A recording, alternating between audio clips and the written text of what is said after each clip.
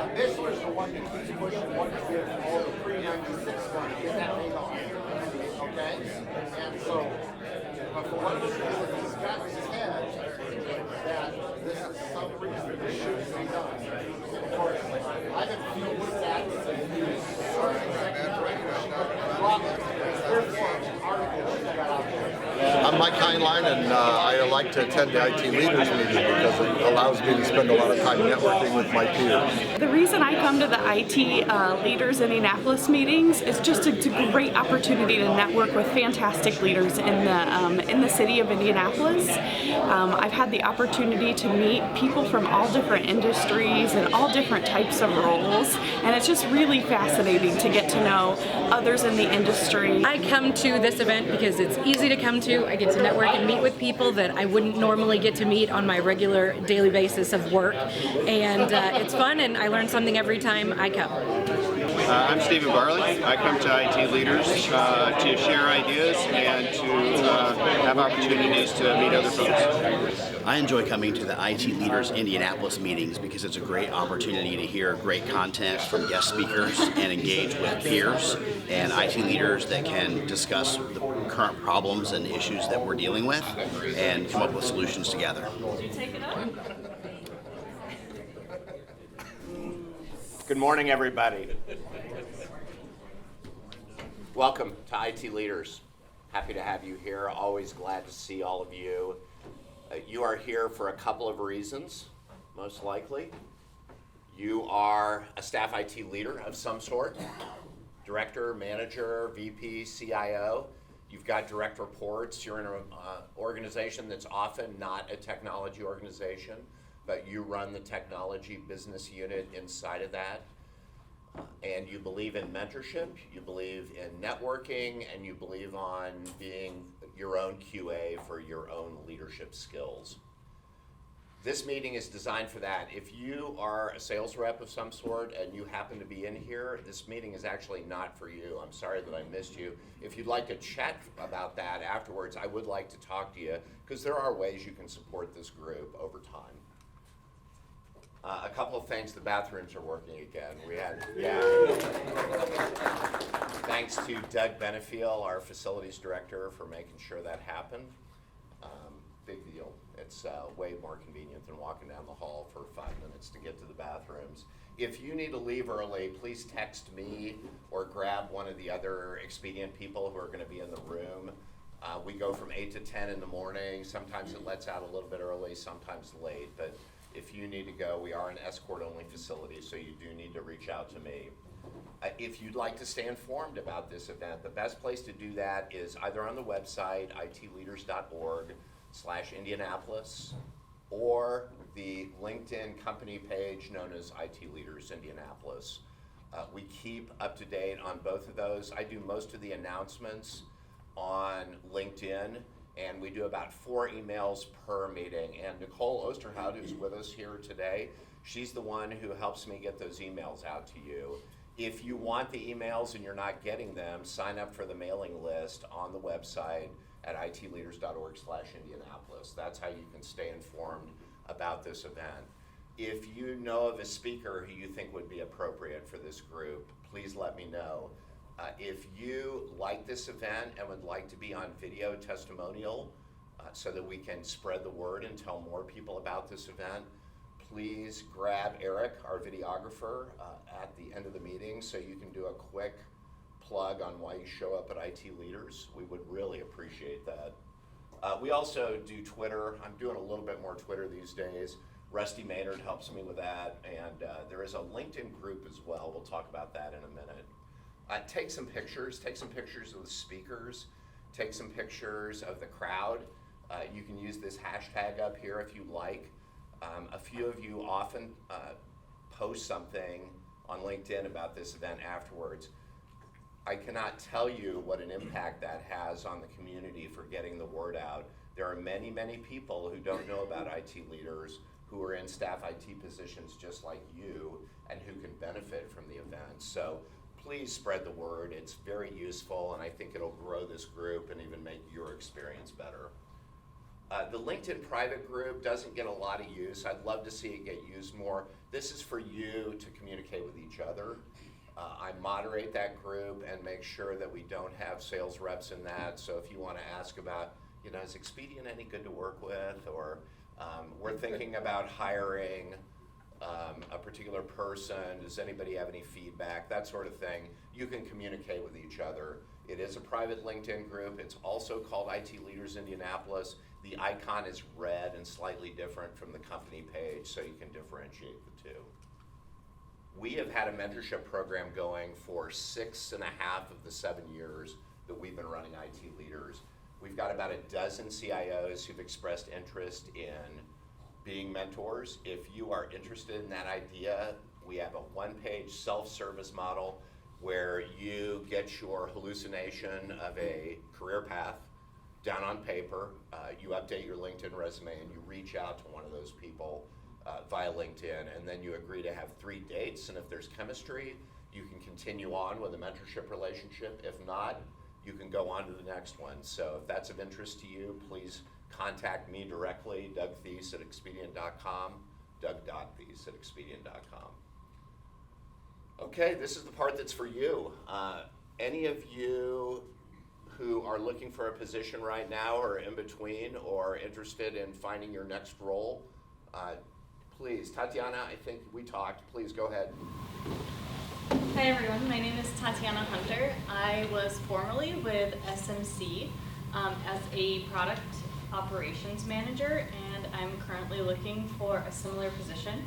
Under my last role, I was leading the BA team, the product owner team, and the project managers. So I'd like to find something along those lines and liaise between the business and IT. Let me know if you have any openings, and I'd love to chat regardless. Thanks. Thank you, Tatiana. Anyone else? Please, Steve. I'm Steve Sheridan. I've been in the IT industry since 1993.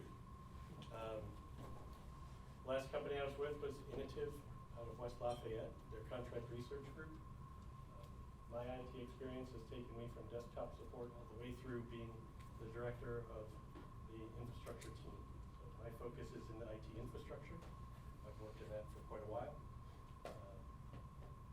And I'd be looking for a new job at this point. Any feedback I get from somebody, any direction or help in looking for something, I would appreciate it. Thank you, Steve. Anyone else? Brian. Your son's Eric. Brian Fedge. It's a little eccentric, but between projects that seems to be dragging out, I'm waiting for financial approval from a client that's gone for a month now. Those clients. So anyway, but ramping up a job search as well. So project management, BA, QA, product owner, kind of a little bit of everything in that space. Last project I led was the go-to-market side of a product launch. So I can do a lot of different things, wear a lot of hats. Also, mentioned this to Doug before, I'm a yellow shirt out at the track. So anyone who goes out to the Speedway, come out. So I'm usually in the pits, so come and see me. But I have 2 tickets for practice this week, free tickets if anyone wants them. Come see me. I joked with Doug, I should say, whoever come with the first job lead or Negotiation skills, I like it. Yeah, so it's for today through Friday or next Monday are the dates that are available. So come see me after the meeting or during the break. Thank you, Brian. Anybody else? Go ahead. Brian Brubaker. Hi, everybody. Executive IT leader, looking for my next role as a CIO or Chief Technology Officer. Could also be the CEO or president of a software company or a technology company. And also looking at IT advisory work, executive advisory, or like interim CIO. So if you have any leads for me, or if there's anybody you think I should know or meet, I would love to hear about that. Thanks. Matt, let's talk about, you have roles that are open that you're trying to fill. Yeah, so sorry I'm the weird person that's not IT here. So Matt Hyten, Director of Talent Management at Flexware Innovation. So we're an engineering services company to manufacturers. We help them with automation and software. We are looking for a new director of IT for our growing company. Right now we have 4 on our team, and it's going to continue to grow because we were recently purchased by Hitachi. So there's lots of big growth plans for us. So we're looking for a new director of IT. Cool company. I don't know if any of you have ever met the owner, Scott Whitlock, but super cool. The work they're doing is very, very interesting. Anybody else who's got open positions in their organization? Matthew. Matthew Simpson. I'm actually looking as opposed to Phil. Oh, okay. CIO at Cyproms. Unfortunately, after 40 plus years of business, Cyproms having to close their doors. So at the end of April, I became available. CIO much more on the business side than I am on the technical side any longer. I like marrying business and technology together and being the middleman between the two. Fabulous, thank you. Anyone else? Okay. I love that part. I love it when we can do a little matchmaking in this room. Next event, July 18th. Michael Casada has given me a hopeful. There's a couple of conflicts that may happen. We've got other people to speak. Michael's the Director of Strategic Initiatives at Republic. If he doesn't speak in July, he will be speaking to the group at some future point. And we're welcoming Alex Perry back. Many of you know Alex, Practically Speaking. She's an amazing coach. She's got, her book is Minivan Mogul. She is one of my favorites, and she was the speaker on March the 13th, 2020, when we did our first virtual IT leaders, and as you well know, we did many after that because of the pandemic. So we're glad to be welcoming her back. Remember, we're third Tuesday of every other month. There's going to be one exception to that this year, November. Unfortunately, that third Tuesday falls in Thanksgiving week, so we're actually going to go with the first Tuesday in November, which might be Election Day, I think, or shortly thereafter. So Will this be a poll site? no, absolutely not. But we do have our speakers lined up, so I think you'll enjoy that. But just make a note of that. It will obviously be on the website, but that is an oddball date for us. I love cross-promoting events.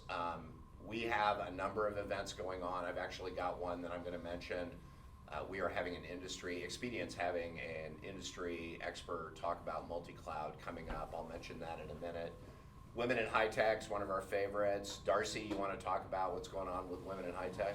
For those of you who don't know what Women in High Tech is, we serve to attract, retain, and attract more girls to STEM careers in K through 12, and to support and retain them through college and their professional careers. We actually have quite a few events coming up. A quick side chat about managing motherhood.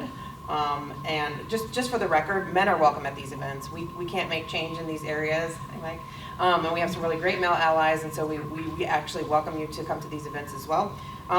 For those of you who have contacts in Fort Wayne, tomorrow we're going to be doing a STEM Leaders Roundtable. So we're looking to get some input and feedback from the leaders in STEM in that area for how we can help support women in that area. We've traditionally been here in central Indiana, so we're trying to do more outreach. So if you know some female STEM leaders in Fort Wayne, would really appreciate you sharing that event with them. And then we've got a design thinking professional development workshop with Mark Caswell at KSM coming up in August. Very limited spaces for that, only 23 spots remaining. And then, of course, our fall retreat coming up this fall. Fabulous. Any questions about Women in High Tech or what you can do to support it or the events, let me know. Great. Anybody else involved in events that are upcoming that they'd like to announce right now? Mike. It's not so much an event. I wanted to mention that for those of you that knew, 1150 Academy that had gone bankrupt last year with all the pandemic changes and everything. Right. John Qualls, I've been helping him. We've been able to work with Indiana Wesleyan, and we've resurrected it. So it is now, I've been using that term, I don't know if I should or not. It was great around Easter. It was good around Easter when I used it, but I don't know if it works now. But anyway, we are actively up and teaching classes again. We only had about a 30-day lull. So it is fully operational again. So for both in the cybersecurity space and in the development space, we have both of those specialties that are going on. So if you have anybody in your networks that is thinking about transitioning into IT, whether if they're mid-career or if they're the younger ones that are just saying college isn't for me for whatever reason, we've over the 8 years of the academy and its structure, well over 1,000 folks have passed through there with approaching 90, just shy of 90% placement. Average salaries in the low 50s. So we've got you know, it's a great story, and we need people into the pipeline. We can't get enough through the 2 and 4 year college program, so we have to use alternatives. So it is a great one, and it is here, and it is operating. Just want to make sure we get that message out. Thank you, Mike. Anyone else?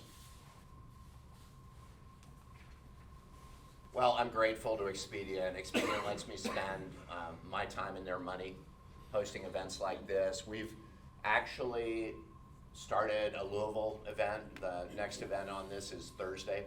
It'll be our 3rd meeting down in Louisville. We went quarterly this year, and we'll probably end up bi-monthly. For those of you who are up I-69 as well, we are going to do an October 17th event in Fort Wayne. We have enough interest up there that we're going to give IT leaders a whirl up in that space too. There's lots of people who are good candidates for this in the director and manager role, and there's surprisingly not a good place for them to network and work on their leadership skills. So please spread the word about that. We'll have a website up and running at itleaders.org for the Northeast Indiana event. The Renaissance Executive Forums, the CIO Forum, has been instrumental in getting that started.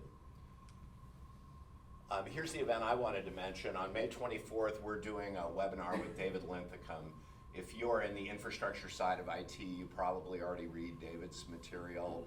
He's really good. I love his stuff. He's a curmudgeon. I'm kind of a curmudgeon, and he takes a very real look at what it is that we're doing these days with multiple clouds. So I would encourage you to have a look at this. It's pretty well posted on the Expedient website. It's not a sales pitch. He is really good. I hope you can watch that. And then today's speakers, I've got Sanjil Ramchandani, who's going to be speaking about some experiences he had over at CNO. And Jeff Dodson's joining us on culture. So Sanjil, you're up. So I'm here to talk about my big, hairy, audacious goal. You've heard the phrase, knock it out of the park. I'm here to talk about a story which is going to knock it out of the city for us. So I did some research on what does big, hairy, audacious goal mean. I learned about it in my former employer when I worked at Cisco Systems, and these were like big projects. So it's actually derived from a book, and the book is Built to Last: Successful Habits of Visionary Companies. This is where you take people out of a slump and you go big or you go home. You've heard that phrase too. So I'll tell you a story. I came off a very large, successful implementation on Pega. I have been the IT Apps Delivery Director with CNO for about 3 years. This week is going to be my 3rd anniversary. So had a very large engagement on Pega systems, and things were good. No high severity incidences, and I got a call from my boss. Hey, I think I want you to work on this major transformation. Why? It's gone south, and I heard some colorful words in that story, and I'm thinking, okay. So I was not sure what's going on here. Couple of days later, I get a call from another person that was one of my trusted advisors, and I heard the word dumpster fire, and everything else I just tuned out, and I'm thinking, I don't know about this. But anyway, I said, I got 2 choices. Either I can run off and be scared, or I'm going to figure this out. So what's this big, hairy, audacious goal? So first I had to figure out, what is it that we are trying to do? What is this transformation? Why has it gone south or not gone so well? Spend millions and millions of dollars and it's not there. Okay. So we'll talk about the situation. We'll talk about the strategy. We'll talk about some of the game changers that the team actually came up with, which knocked it out of the city. So what's the why? Major transformation platform. So we are in 3 lines of business: life, health, annuities. Millions of policies. This is like the heartbed of everything that CNO does. Policies get sold, they get serviced, address changes, beneficiaries. Everything goes through here. It's like the hub. And I'm thinking, yeah, if things don't go well, I'm in trouble. Anyway, so lots of conversations around, hey, we want to do some hyper automation. We want to automate everything. Okay, wonderful. We want robotics. Got it. We want blockchain. I don't know about that and how that's going to work. So we looked at all of these things. Cloud, outsourcing, we do some of it. But the story that stuck with was we have to modernize our legacy platform because we have all these feeds and money comes in, it goes to treasury, it goes to compensation of people. It's always getting delayed. There is a problem to be solved. So we said, okay, the first thing we have to do is upgrade to the next gen platform, and then we'll get other things in there, like we'll do AI. We're already doing some of it, but that's kind of what we want to do. The key things were, here is where my focus was. Costs were like just running over. We had some cybersecurity vulnerabilities. Some of you are in cybersecurity. Simplification was important. Simplification was a really big deal. So let me give you some high-level numbers. 2,800 plus modules had to be retrofitted. There were 1,400 custom programs. And I'm like, what the heck are these people doing? Why is it so complex, right? So this was the why. So we had to understand the situation. So there were 3 pillars in where I focused on. People, technology, and the process. So people side. I started talking to some of my business people. So this is like finance, actuary, valuations. There were like 14 of them, new business underwriting, and everybody had one theme, fear. If this doesn't go right, bad things are going to happen. Reporting to Wall Street, money coming in. They were fearful. So what was the reason why it didn't go well is because this was 2+ years running. It was in not a great situation, and there were some conflicting opinions on priorities based on different areas. I want this and somebody else wanted something else, so you had to navigate between a whole bunch of other programs. Why? Because we are the hub, and everybody wants their own thing out of the hub. All right, so I looked at the technology side, not meeting SLAs. I have one of my colleagues here who is always barraging me on, hey, you have a P1 today, what's going on? So I have to solve that problem. I knew that one. We had 78 plus integrations that just went out to banks, to internal systems, to whatever. And these are these different feeds, and they have certain SLAs you have to meet. Big deal. All right. There were 170 some extracts that we had to validate. And imagine, you have to prepare the data. This is test data management. You have to prepare the data, how you aid certain policies. Policies become due, they have statuses, they have premiums, whatever. It's pretty complex. And every time you try to compare the data, it takes days to figure this out. You need hundreds of people to figure this out. We can't do that. It has to be faster. We found that there was a non-prod environment, but people did different types of testing. They did some testing over here, they did some testing out of here. I'm like, wait a minute. Where's the end-to-end before you move into production? Yeah, we kind of don't do that as well as we would like it to. Kinda, sorta. Kind of, sort of, but it worked. It worked, but it just wasn't, you never got the warm and fuzzy that, yes, this is solid. All right. The other part was the process. Okay, so it's been running for so long.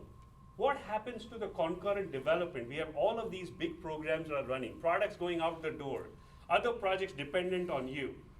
We needed a system that allowed concurrent development. That's a big deal. How do you do that, right? And this is legacy platforms. When I came in, we had 26% automation. We had like thousands of test cases, thousands, like 8,000 plus, 26% automation. Like, Houston, got a problem here. We got to solve this one. So what did we exactly do? Again, people, technology and process side. The biggest concern that I had from one of the SVPs I spoke to is, he said, when you guys did this the last time, which was probably a decade ago, we had 6+ months of stabilization. I'm telling you, I cannot afford that. Got you, Chief. There were people on the team that were tired. They were exhausted. They didn't want to be on the team, or at least didn't feel like they were in the right place on the team. They had to do something. All right. So if you've ever read the book Extreme Ownership, I actually read that book twice. I had to learn it. But one of the things I learned from that was prioritize and execute. You know, I had people on the team that gave me a whole bunch of things, but it was no specific details. Oh, it's too complex. Oh, you know, I can't put a project plan. Oh, I can't do this. I'm like, wait a minute. I need you to focus on 2 things, and then we'll kind of go from there. The main thing was to bring people to the goal. Those who didn't want to be on the team, I said, okay, I am here, you are here. Yeah, you've probably been there for 2 years, 3 years trying to deal with this situation. You have 2 choices. Either you're in it or you're out. Big deal. I said, this is the Super Bowl for CNO. You have this golden opportunity to be on the Super Bowl team. Whatever it is you got here, now you got to knock it out of the city. And so talking to people, understanding their fear. What's motivating you? What's your fear? What's the issue? We went on hundreds of issues that we had, couldn't even keep up with that list. One of our former speakers here, my former boss, she came up with this concept of 2-lane highway. It's an industry standard. Maybe it was presented before, which is basically we're going to create 2 lanes of a non-prod environment. That's an amazing concept. How the heck do you do it? You create a clone of your test environment, but here's the problem. Those integrations I told you about, they don't exist. So I can create the clones, but I'm only going to get 20% of the integration. What about the rest? That's the problem, right? So we spent months and months negotiating with people on setting those up because it's not their priority. They have their 20 projects that are running. That's where we were working on. We had to figure out automation. We went from 26% automation to 86% automation. So and the automation is not a simple type of web page, you look up something, you do something. No. It's about a feed that comes in, it gets processed, it does ETL, it goes through the different stages, it goes to all these different places, and then we brought in some people. I was talking to somebody who talking about Python type development. I brought in an intern, we brought in some people. I said, you got 170 feeds that go out. Do a comparison. So we had one of our architects talk about that. So imagine this. Somebody is going through the old system and doing the verification. Somebody is going through the new system and they're matching up. And then we just give our business partner, these are the exceptions, you tell me what needs to be done. If we had not done that, every cycle would have taken easily 30+ days. We did it in 3 days, end to end. On the process side, the mantra was very simple. Automate everything, end to end. Wherever you can automate, you figure it out. If you can't do the whole thing, you do a piece of it and you automate it. We did something called dark deployments. I had to look this up because there's some suggestion people were talking about, and I said, what happens if we take the whole thing and you push it into like a release? Like how Google does it, like how Facebook or Meta does it. People do it. And if it doesn't work, they roll it back. You never find out. When you are logged in, you just get redirected to something else and you never know what happened. Well, there was a problem with that concept too. Why? Because I can't have two parallel production environments because the feeds are going out from both of those systems. Which one are they going to go out from? The one that I'm talking about or the one that was there before? We had a challenge. But we ran through some examples around that. We came up with a two-in-a-box model, which is where we had the business and the IT person working together and making quick decisions. You look at what something is there from before. What is it now? Is there any deltas, any exceptions? Can you live with that exception or not? What needs to happen? Fix it, move on. But fast decisions. That's what we did. The big thing as I reflect on it were the game changers. So focusing on the people first was the biggest win from our standpoint. The biggest win was having that mindset that, this is not a good project, this is not going to go well, and these same people who came to the Super Bowl team, they became the biggest advocates. The motivation of these people changed. All we did was talk to people and say, what's your why? Why do you think this is going to fail? What do we need to do to solve this? Give me some ideas. Let's go talk to people. It was about, they had to just come out and speak to it. These are all these experts who know how this business works.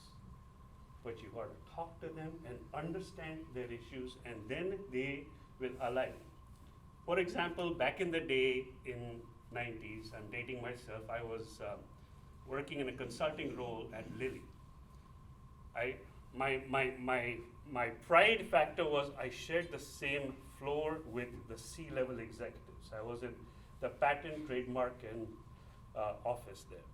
So there was a big, picture outside one of the CFO's office, and it was this one big ship and a whole bunch of these boats and ships that were all in different directions. And I'm standing outside looking at it, and his admin comes in and says, Sanjil, do you know what this thing means? I said, no, Diane, tell me. She said, Lilly is a very large company, 38,000 plus employees. When you have all these different departments that are in different directions and you have leaders in different directions, if you don't align them with the vision, they're all going to be in different directions, and some of them are going to be competing with each other, so you'll never achieve success. I'm like, that's a pretty good life story to have. So I gave that example to the team. I said, you got to work with each other. Figure this out, because you have only one goal. One goal is to deliver this with success. That was our mission. Fortunately, we had people open up and they were able to speak up. The people who were the naysayers, the Debbie Downers, got them out. Gave them an opportunity, got some people who were brave enough to speak up and execute or tell us why it could not be done. The same people who said, hey, last time we had 6 months of issues. Can't have it now. We had to negotiate with them. Because you can never find, in IT, never find the right time to deliver anything in production. You know this story, right? Well, we cannot because blah, blah, blah. Well, we cannot because whatever. So how do you navigate this? So I created this concept called ambulance. And I'm sorry, guys, when you think about an ambulance and the ambulance is silencing, what happens? You get out of the way. But you have only a window of opportunity to get out of the way, because the cars will come back on the road. So we said, we have to give us a limited amount of time, but we have to make it work for you. So you let me go, but you have to, give the space for it too. So owning it, the cheerleader of the team, the people who are on the core team, we met every single day. I know the coffee cup that the person has on the team every day. And if she does not have it, I'm going to ask, why is that? What's going on today? Why are you not in the right frame of mind? Things happen, right? You have to be human. Some days you have a bad day. Sometimes you have a headache, whatever it is. But when you know the people, you have interactions with people, you build relationships with people, and the focus is very simple. ROI. What do you think it stands for? Return on investment. Yeah, no. Relationships over issues.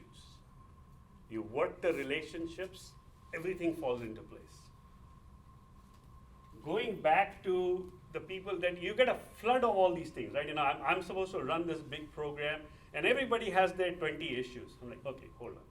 Put on a list. Today we'll talk about 2 or 3 of them and figure out a plan to execute on. That's it. 2 to 3 at a time, and you work through the list.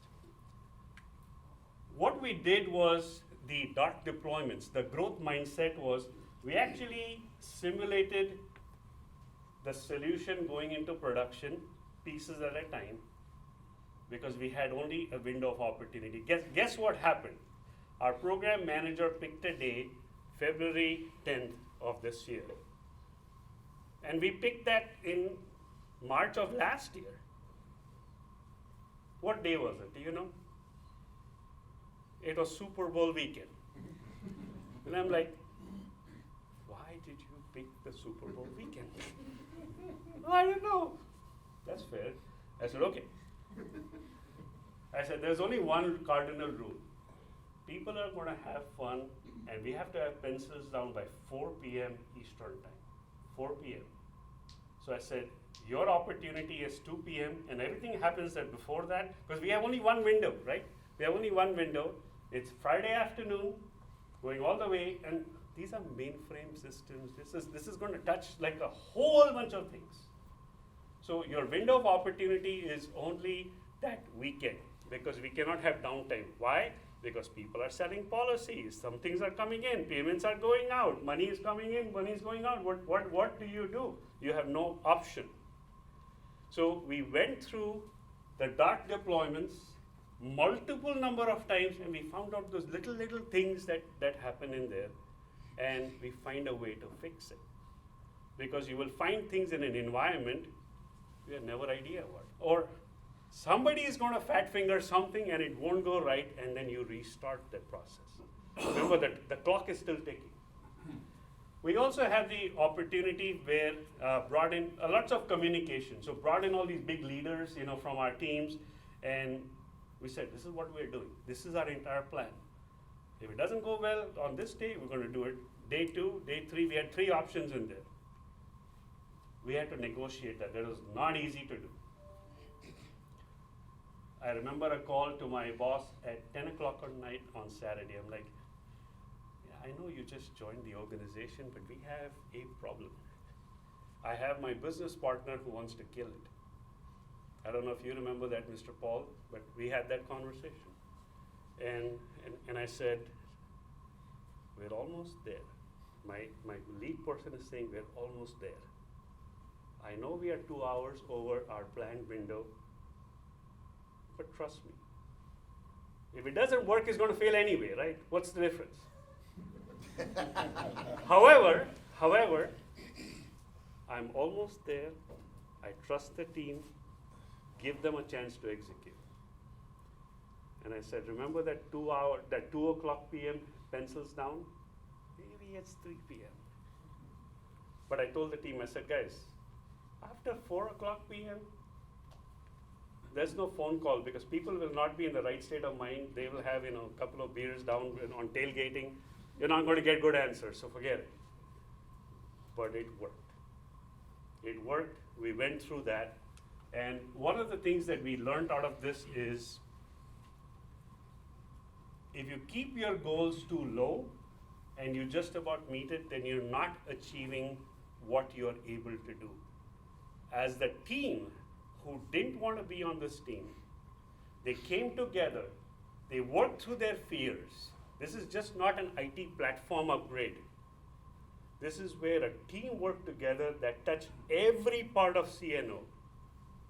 I had our CIO speak to one of our celebration events, and I gave him a list of 15 organizations that were there, that were involved, and I said, Mike, I probably missed a few, I promise you that. But we ran through it together, where the whole team came together, and we had, unfortunately, one high-severity incident, and it was a tremendous success. So I'm here to talk about our big, hairy, audacious goal. Thank you, guys.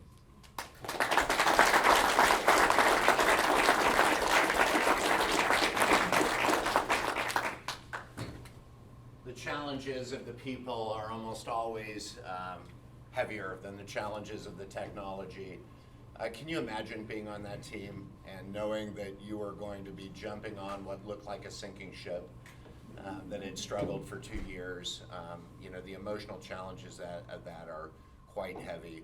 Appreciate it. We're going to get flipped over here for Jeff. Jeff, you'll be up in a second. Those of you who have heard me talk about culture in the past, it's been all about me. What I was doing, how we made it better, and the outcomes. But today, I'm going to talk to it in terms of you, and hopefully help you understand better what it is, how we go about doing it, who goes about doing it, and then what does success look like. But I want to start by asking a few questions. So who can tell me why it's important to create a great culture?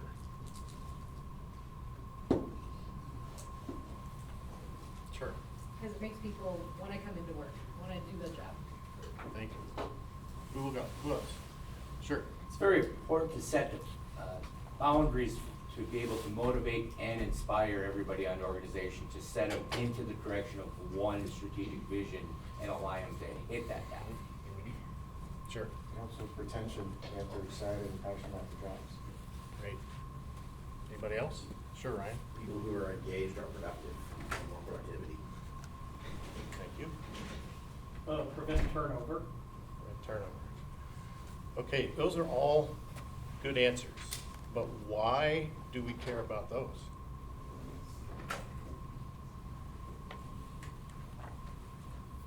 High level up. Okay, thanks, Andy. And I'll build on that. Yes, and at the end of the day, it's about performance. Creating a great culture is about performance. If you're not getting better performance, I'm not exactly sure why you're doing it. Because sooner or later, somebody's going to ask you, why are you spending all this time and money, and I can't see the outcomes? So if that's the case, can anybody tell me what's one thing they've done recently to create a great culture where they are?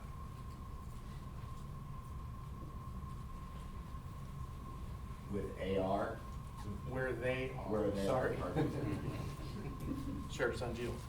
Empowerment of people. And what does that look like? Let them make decisions. Ask their opinion. You know, if you have to go against the grain, you do that. Mm-hmm. But let them achieve what they want to achieve. It's in it, you know, what's in it for me, make it about them. Anybody else? Great. Major priority would get back to skip levels that fell off. during Skip COVID. levels. Ah, that's a good concrete action. Yep. Yep, that works. Well, every workplace already has a culture. You all have one. The question is it intentional? Are you really mindful about it? Or is it just the way it is? Because I've seen both. I think lots of organizations can point to consistent values. They start with the values. In fact, you can probably find the poster in the lobby. But how many organizations have consistent habits, behaviors, and messages and performance from top to bottom? Anybody here have one of those cultures? Outstanding. Here, I'll turn this over to you. Maybe that would be a better idea. So, since you guys have done it, let me ask you this. What is the challenge with creating a great culture? Well, there isn't a challenge. It's unique challenges because all of us as humans are unique. So that and there would lie. If I had to have one answer, it would be the uniqueness of all the people. Great. Great. Well, today we're going to talk about what it takes to create a high-performance culture, which I would argue in most cases that's what it's about. When I was at Ascension Health, it probably wasn't about this. It was about caring and faith-based. However, most of us are in situations where if we're going to work on culture, somebody's going to want to know how that's improving results. So what is culture? When you look at that circle and all of the forces on that circle, is that what culture looks like to you? it's a collection of all of these norms, some of which are written out, maybe on principles or values. Others are unwritten, and you just have to learn through experience with your organization. But it's also not just about the behaviors that you're encouraging, it's also the behaviors you're not willing to tolerate. In my own personal experience, that's where I see a lot of this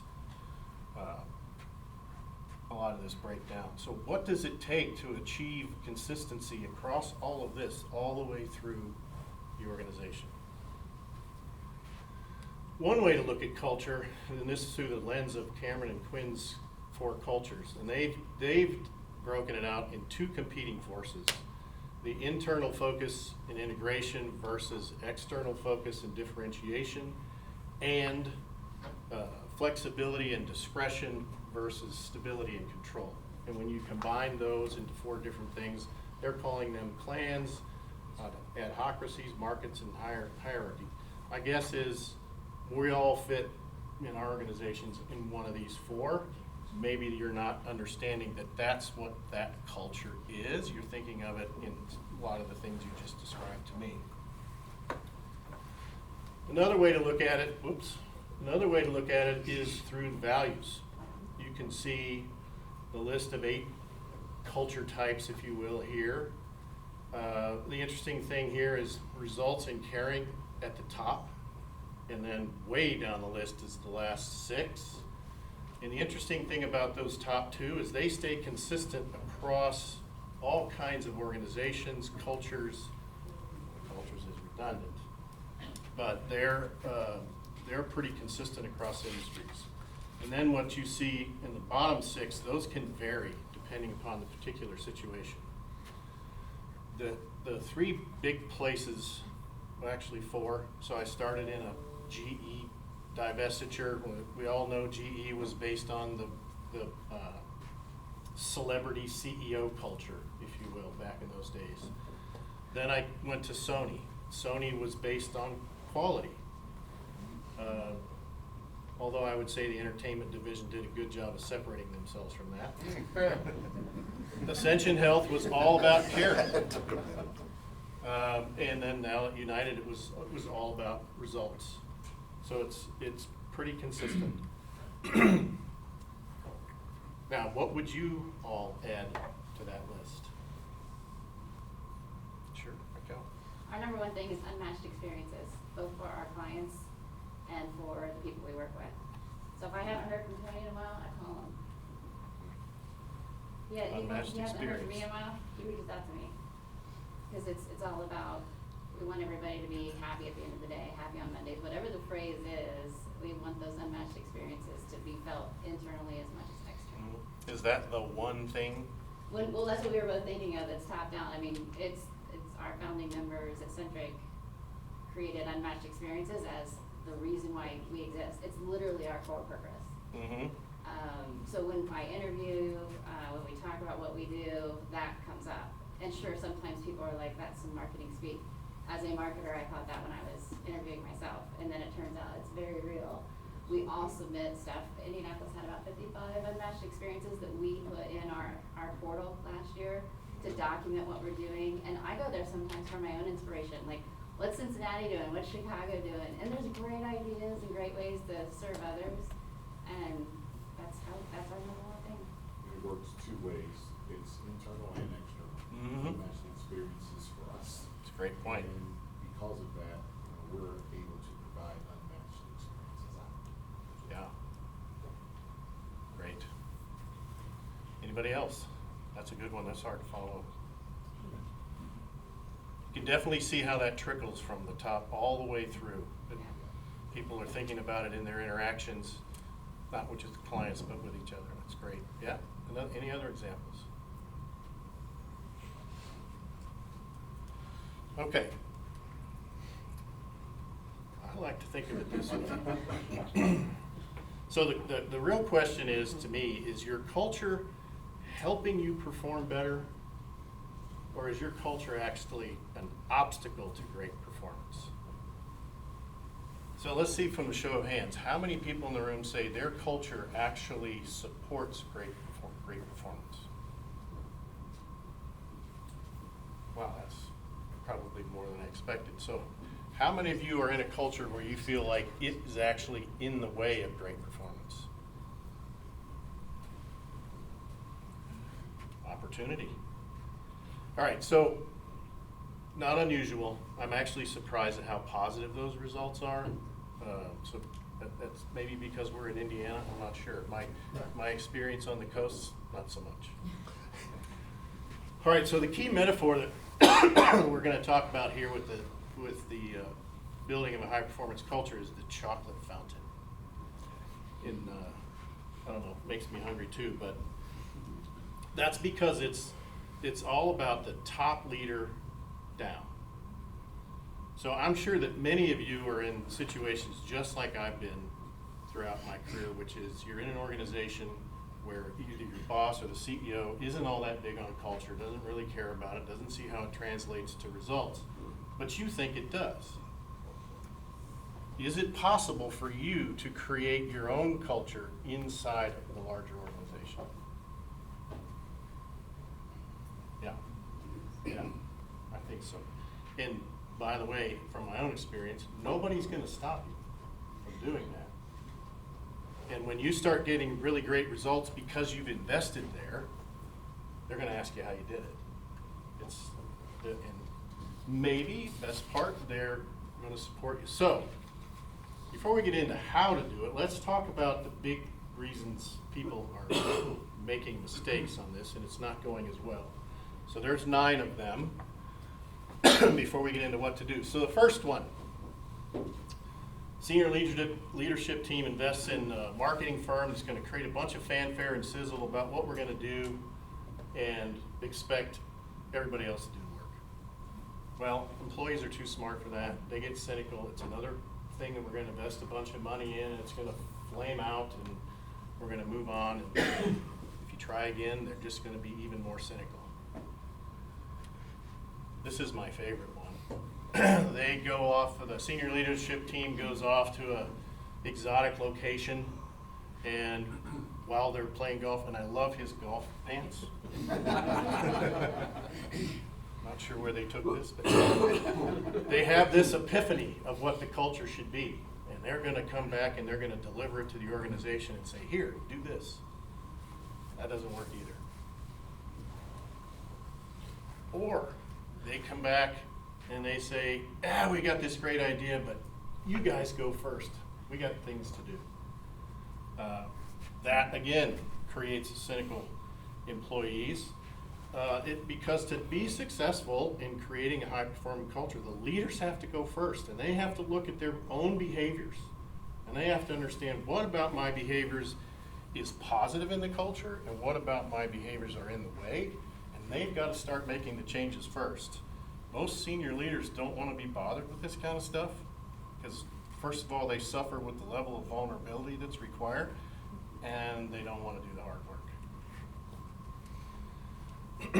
Or another one that's famous, to press the easy button and buy somebody's book and implement their culture. This, again, is I've learned a lot about some other things lately. Just because it worked for Toyota does not mean it's going to work for you. It's got to be coming from inside your organization and what's important to you. You could say at United we did a version of this, but probably a little more informed. It wasn't a single company, but we did try to import that. I think this one's even worse. It's much like, it's still pressing the easy button, but you create chaos because you're trying to pick one from here and one from here and one from here and implement it and try to get the results. I think it's just another way to avoid the hard work of creating a culture. I want to stop on this one for a minute because I think we recognize this one in this room a lot. So I'd like to ask you, why do you think this is a problem?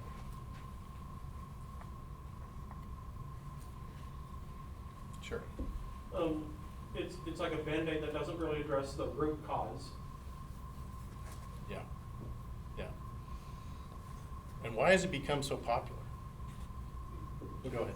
Well, I was going to say in our work, if you use it too often and you're not a senior leader, then you're viewed as not actually working. So they put it out there, but you can't can't touch it very often. That's the bait and switch, huh?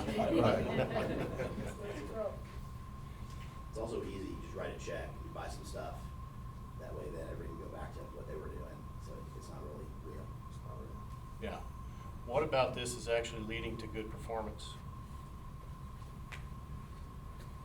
I mean, everybody needs a break. That's a reality, and maybe these are good breaks, but mistaking it for your culture, I think, is really the point here. The next one is turning a virtue into a weakness. And to me, this is just overusing something that you're already known to be good at. An example for me was I had a boss ask me once, have we taken Agile too far? And I didn't just say no, I said hell no. But if you want to hear the more colorful version of that story, just buy me a beer and I'm happy to share it with you. Oops. This is another big one. This is where the leaders and the rest of the organization are on a different page about culture. The leaders are sitting over here thinking, well, we got this culture thing knocked, and by the way, it's about them. It's not really about me. Well, this can bring the entire culture down. We saw the same thing, maybe the challenge with United with 350,000 employees and growing, maybe this gap's always going to exist because you can't touch everybody all the time, but you start seeing evidence of leaders getting promoted that you know aren't operating on the cultural principles and values. John and I did culture workshops all the time. We were certified culture facilitators there. This was one of the main questions people asked. Well, what do we do if leader X is not operating within the culture? So this is a huge one, and if you're not rigorous about it, it can bring the whole thing down. Now, maybe the other reason at the United is the CEO that launched this whole journey was 2 CEOs ago, and I think the next 2 see it differently. I thought about this even when Sanjil was talking about 50% of the time we do things and we don't get them done on time and on budget. But is that about performance, or is that about we just haven't figured out these things are hard and take a long time and give realistic expectations? But culture is another one. Our United example here is United called it a 30-year journey. So there is no easy button to culture. It's hard work and takes a long time, and you have to stay committed to it. So if you think it's a 3-month effort, well, I hope your organization is 5 people. So if that's what's not to do, how do we do this? Well, fortunately, there is a way to go about this that will work. But the very first thing you've got to deal with is why, and it can't be a superficial why. You got to go deep with this one, and until you get to the root, and until somebody says, well, it's about our organization performing better and being here 5 years from now instead of going away, you haven't gotten to the real why. It's not just to put a marketing brochure in front of your organization. This is real, and it has the ability to sustain your organization forever. Here's another one that's important. Lots of people think culture is a fuzzy term. They're like, this feels too touchy-feely to me, I don't get it. You need to get very specific when you're talking about what you want from your culture, and it needs to talk about the behaviors that you're expecting throughout. And you define those behaviors and habits all the way down, and then you need to, probably most importantly, how are you going to measure it? How are you going to know? Another thing that'll bring the culture down is you're spending, because this takes a lot of time and effort. If you can't prove that it is impacting performance in a positive way, it's going to disappear. I think your guys' example of the great experience, that's going to sustain an organization over people who don't care about that stuff for a long time. So getting specific. This isn't about the ping pong table we saw earlier. This is about, you could say, well, if we have that, we're going to attract and retain great talent. And if we attract and retain great talent, we're going to be able to do things our competitors can't do, which means we're performing better and we're going to be here 10 years from now and the others might not. That's why we're doing this. Really important, the top leaders have to go first. They are the ones that set the tone. Not only are they having to be honest about their own behaviors, what's helping, what's hurting, but they've got to start creating new behaviors, and other people have to be able to see what they're doing, because that's what's going to set the tone. And when you take a look at all this work that your top leader has to do first, what challenges do you see? The busy people. Busy people. Takes time. Takes time. So you can imagine the level of commitment your top leader has to have to culture if they're going to do this. And if they're not going to do this, you kind of know where this is going. So how do they model? They're modeling this thing in terms of their attitudes and their behaviors and so on, but they're also doing it in terms of what they're not tolerating. So the leadership shadow concept to me is huge. What leadership shadow are you casting? Not only the behaviors that you want to be replicated throughout the organization, but what behaviors are you not tolerating? I love the phrase, what you permit, you promote. So if you're looking at a behavior that you don't think fits in the culture, if you wouldn't promote that behavior, why are you permitting it? Makes for some tough calls once in a while. But what strikes you about these questions?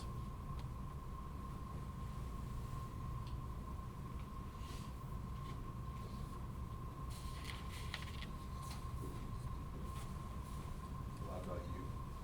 A lot about you. Yeah. I'm not talking about, I want you to do this, it's coming back at you.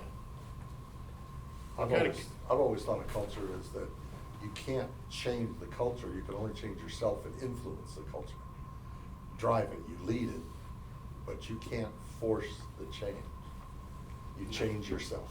That's the only real change you can make. Yeah, that's a good point, Mike.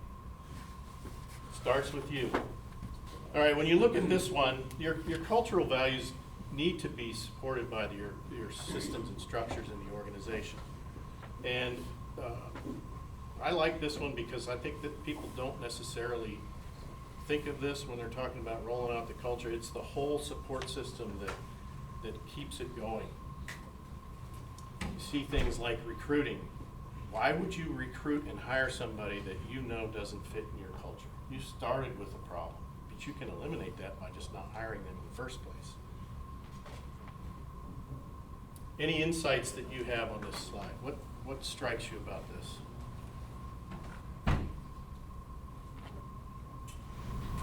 I think it's good.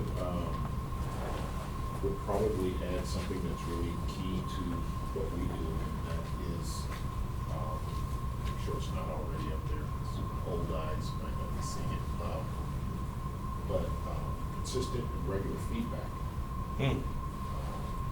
really promotes much of that. Yeah, I would like to replace this line with that. I think, yes, you bake it into performance management, but to your point, Tony, that's the stuff that happens every day. Everyday feedback. Yeah, right. I wish we'd go there in general. Nobody likes it. We're addicted to doing it. Then you get to the point of communicating. And the leader has to start with their own. When the leader is starting to demonstrate behaviors that people are seeing different, like why is Bob acting different? Let's understand what the heck's he doing. Once that leader is sure that they've got the behaviors that they want to model, now it's time for it to start going to their direct reports. And you can do that in a combination of one-on-one meetings where, a little bit like what Tony's talking about, it's not just feedback, it's also setting expectations specifically. These are the behaviors I expect from you, and here's the outcomes I think we'll get from that. And then obviously when you get into a team setting, it gives you the opportunity to spread the message more consistently. One of the things that I got from the chocolate fountain is that leader, that top leader, isn't just handing off to the direct reports and going, I'm out. That top leader is working all the way down the organization to ensure that the consistent behaviors and habits and values that they care about are what's in place. Anybody here having conversations like this in their organization? What do they look like? What does the conversation look like? So our conversations are, we have what we call feedback managers, if you will, and coaches. Okay. That facilitate, conversations about performance, about culture, about why things are working, why things aren't. We look at what we want to do, which is a key thing. We're really good at, trying to plug people into problems that really don't fit. And so we have a myriad of conversations about that with our employees, and that's how we make that culture idea work for us. So you talked about a feedback manager or this is different than their leaders? Yeah, because we have. That's just that with me. Yeah, we have pretty much I guess we call a flat organization. So, depending on the project, the role, and the situation that's going on, we do have some level of hierarchy there, but we really have a kind of a flat organization. So the idea that makes sense.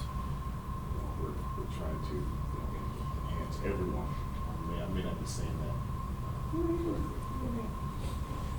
Yeah, I hadn't thought about it from a flat organization perspective. That you're missing a lot of the hierarchy that would be pushing this down, so you're kind of on and out. And it's all about that everyday feedback. So yeah, there are designated feedback managers, people who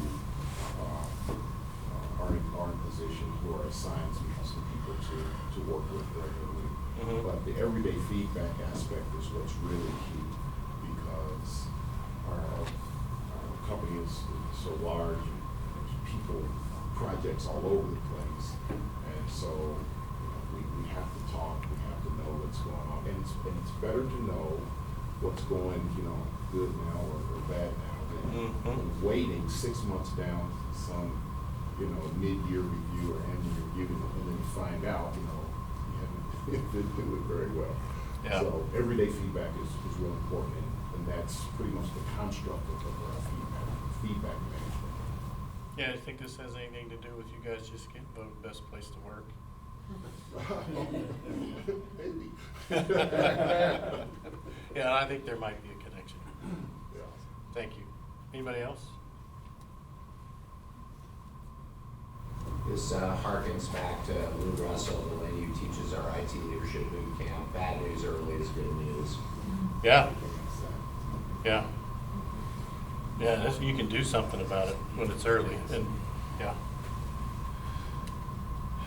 So once the top leader's gone to their direct reports, the direct reports are going to their level, and this just keeps going until it reaches all the way to the front line, where everybody understands very, very clearly that within this culture, these are the specific habits, behaviors, the messages we send, how we do stuff, and so on. So this is the overview of what we just went through. This is the plan or the roadmap of how one goes from, gee, it would be great to have a new culture that leads to performance. There's no easy button. The journey to a great culture is not for the faint of heart. It's for people who are willing to commit to a long, arduous journey. And the reason I would call it arduous is you're reinforcing so often what these behaviors are and what the stuff is that you're not going to tolerate. And you know how long behavior change takes. It doesn't happen overnight. And if you go all the way back to the first slide of all of the norms we were talking about, you can't change behaviors across all of those norms all at once. It's going to take time, and you need to be mindful about it. So, I can't emphasize this one enough. We saw this at United. I think we got into some difficulties with the culture program because you couldn't point to this performance went from here to here, and the culture is why. And when somebody says, why is that? Then you could go down through a list of these are the new behaviors and how we got there. Your culture program will fall apart if you can't very specifically talk about what that work is doing and how performance is improving. So figure out what it is, how often you're going to do it, what are the measures of behaviors, what are the measures of habits, how often are you going to figure that out, and then when you figure it out, what are you going to do with it? I think publicizing it, you can't celebrate it enough because you got to get some momentum going and keep it going.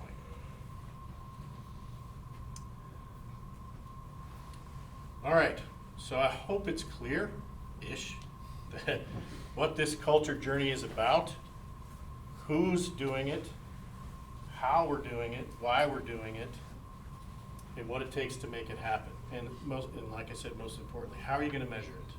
Now, I didn't give you the exact measures because they're important to you. The big lesson I learned through reflecting on this from your perspective rather than mine is just because what I did at United really worked for my team, it's not going to work for yours. So we could figure that out together. So if creating a high performance culture is interesting to you, I'd love to talk to you more about it and dig deeper into some of this stuff. Before I shift gears, any questions on creating a high performing culture? Yeah. Are you able to share any of the performance indicators that you use for your team to measure? Yeah, I can make it easy. So I actually believed Agile was my culture in IT. Now, I didn't divorce it from United's values and principles. They were integrated.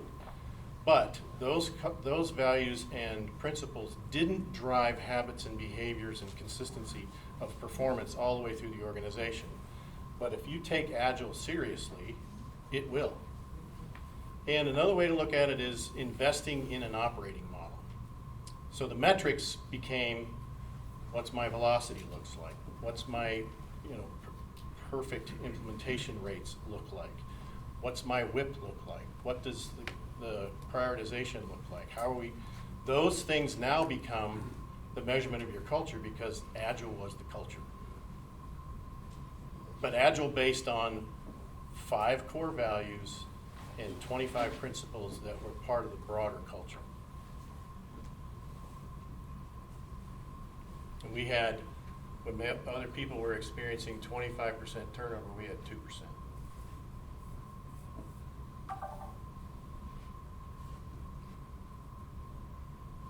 Who else? Yeah, go ahead. Taking a little different lens there with the KPI, what about like a KRI or a key risk indicator? What were some things you saw as indicators that we're heading in the wrong direction?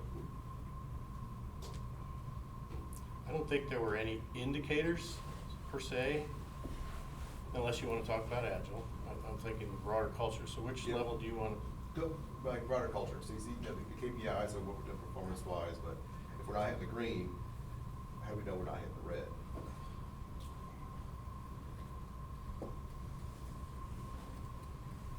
In some ways, I think we were hitting the red.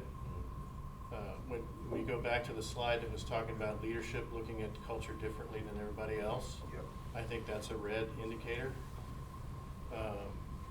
Performance, the performance overall of United is hard to argue with. How we get there, different story. It's a lot of brute force. Yeah, that's a good question.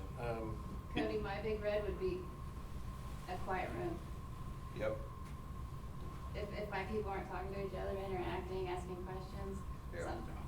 Because I always think there's always a focus on the KPIs and how we know green, but sometimes there's also left like, we're not watching the back end, we're not watching things called the bottom end. what are our key risk indicators? So take that one down a little. So, okay, I would agree. The quiet room means we're not working as well together. Or we don't understand. Yeah, but that's my culture. I know from what mine would be, you know, I can't really speak to an Agilent. I wouldn't say that that's us. So it would be a different red flag, but for my group, it would be everybody's quiet. You always just see a lot of times, like, it's important to find, to your point, KPIs are different, you know, KRIs, but as you focus on KPIs, know your KRIs as well, so you kind of have some boundaries to say where, you know, maybe you're not always crushing it, but you're not in the red, but you know, get some greens, and that's a game of color. I mean, when we started seeing negative performance indicators on software development delivery, yep, we could always trace them back to people problems. Yep. And the people problems were generally related to habits and behaviors and collaboration, that you're not doing what we said we were going to do. So you could take I'm quiet, or you can take why is my defect rate going up, or why is my velocity going down, or why is my whip going up? Yep. Thank you. Or that one on number 8, I think it was. It's like someone's gone rogue and no one reined him in. You let the non-performer not comply or adhere to.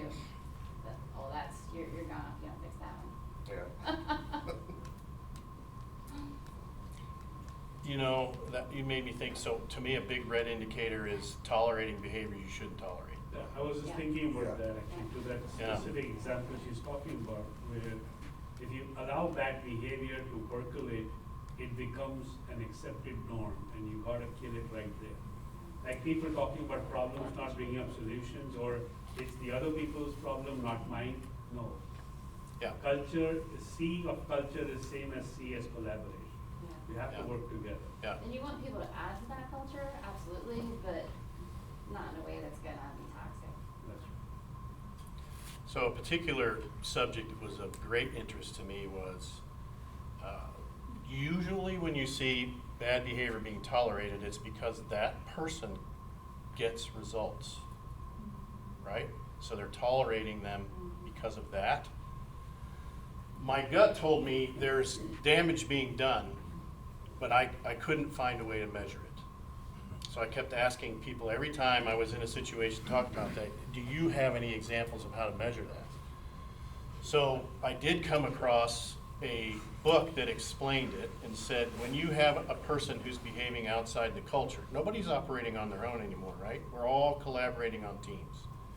But that person with that behavior outside the culture is stealing 50% of the capacity of the people around them, which is why the addition by subtraction thing works. You take that, let's say it's a team of 10.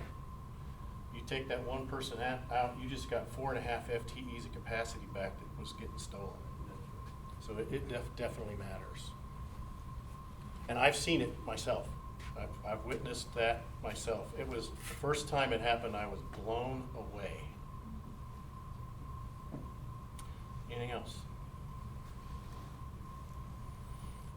Okay, let's shift gears.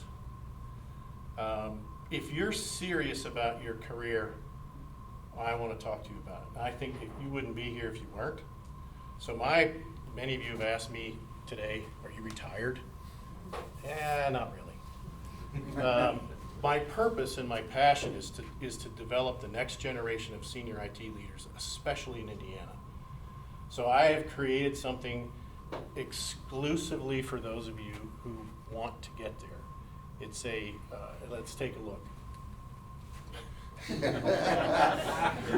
Maybe let's not. Did you kid it? Okay, so I'm calling it the Emerging Technology Leaders Inner Circle. It's meant to be a small peer group of 8 to 12 top performing leaders that are looking to advance their career, take on more, or whatever that might be. And the way this is built, I'm stealing shamelessly from the idea of things like Vistage and Mastermind, to meet for a full day once a month, a year at a time. And in the mornings, I call these high-performing leadership topics, and I would imagine that as you look through those topics, every one of them sounds like something that we need. And even if I thought about some people thinking, well, I don't need a coach. Well, maybe you do. Tiger Woods still has a coach.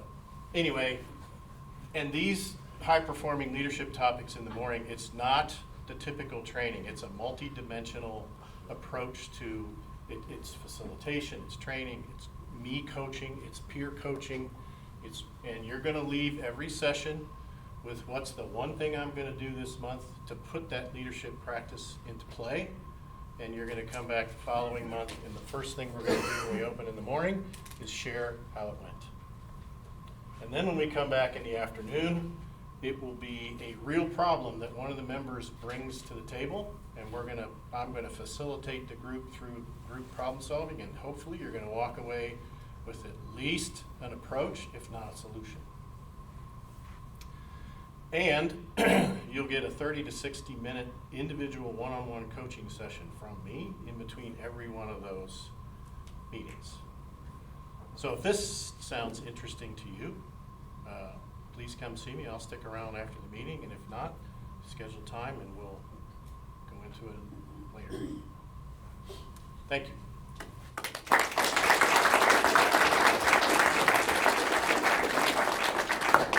Jeff, a couple of questions about your inner circle. One day a month seems like a lot to a lot of people. Yep. What are your thoughts? My thoughts have been, yes, it's a lot. And then I started thinking about people and their leaders like CIOs and their succession plans. Yes, you got a plan, but how are you bringing it to life? And I can help you with that. And my experience has been lots of people have succession plans, but very few people are making sure their successor is ready to take it. And oftentimes those successors don't get it. And I'd like to fix that for you. Sorry. Please. The other thing that I think is I would like to meet, if you want to join this, I'd like to meet with you and your boss, and we're going to talk about very specific goals for you. And each meeting, we're going to be able to show evidence of what you're learning and what you did with it. And my guess is, after a little bit of that time, your boss is going to want you there, and it's going to be less of a conflict. I'm excited about this. I think it's been long overdue in the Indianapolis market. There's been many similar groups for CFOs, CEOs, but really not for the IT leader. IT Leaders Indy, this meeting serves a very simple purpose. It's a very low friction way to hear about your leadership skills. This is much more involved and much more focused on your career. I'm super excited about it. Jeff has been kind enough to involve me in some of his decision points on how this thing gets built. Many companies are willing to pay for services like this. Even if they're not, I think it's important for you to understand that you can invest in your own damn career and make a huge difference in how you show up and your satisfaction in the job that you have. So I'd encourage you to talk to Jeff if this sounds at all interesting to you. Thank you today for coming. I appreciate it. We have just an amazing amount of attendance. Excited about you and your careers. If you have any questions for me, I'd ask you to reach out. I'll probably be reaching out to some of you, especially the newer faces, over the next month, just to ask you questions and get a little feedback. We want to keep this fresh and new. Remember, July 18 is the next meeting, third Tuesday in July. It'll be right back here. And if you live close to Louisville or happen to be down there, remember we've got events happening down there. Once again, October 17th is the day we're going to be holding this in Fort Wayne to get some feedback on whether that city can sustain a similar group. Thank you. Have a great day.